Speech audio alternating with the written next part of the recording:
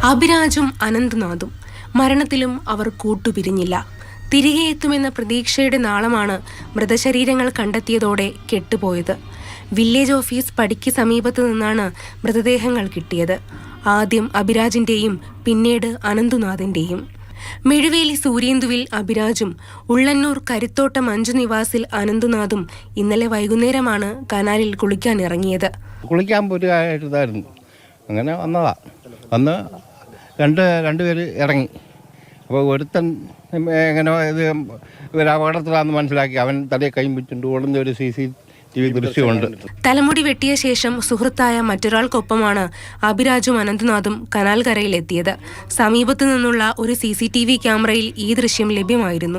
ഇരുവരും ഒഴുക്കിൽപ്പെട്ടതോടെ കൂട്ടുകാരൻ നാട്ടുകാരെ വിവരമറിയിച്ചു. ഫയർഫോഴ്സ് സംഘം രാത്രിയിലും തിരച്ചിൽ നടത്തിയെങ്കിലും ഫലമുണ്ടായില്ല. തുടർന്ന് കനാലിലേക്കുള്ള ഒഴുക്ക് നിയന്ത്രിച്ച ശേഷമാണ് ഇന്ന് രാവിലെ തിരച്ചിൽ പുനരാരംഭിച്ചത്. ചെങ്ങന്നൂർ, പത്തനംതിട്ട എന്നിവിടങ്ങളിൽ നിന്നുള്ള ഫയർഫോഴ്സ് സംഘങ്ങളാണ് തിരച്ചിലിന്റെ ഭാഗമായത്.